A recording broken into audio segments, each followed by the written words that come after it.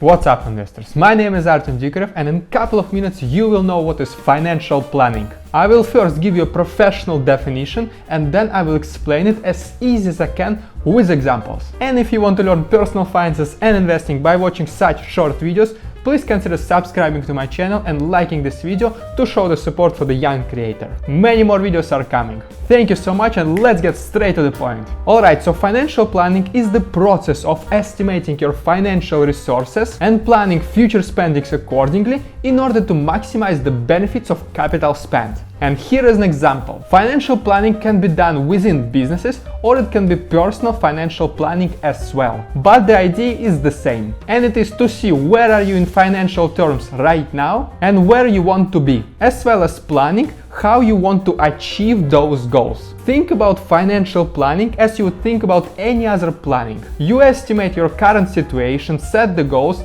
and plan how you want to meet those objectives. And financial planning is the same, instead that it is centered around your own money. One of the essential parts of financial planning is budgeting, which basically means estimating how much money you earn, how much money you spend, and what to do with all this extra money. Financial planning can and should be done by every single person, or you can use the services of professional financial planners. And if you still have questions after watching this video, feel free to leave a comment and I will personally reply to you.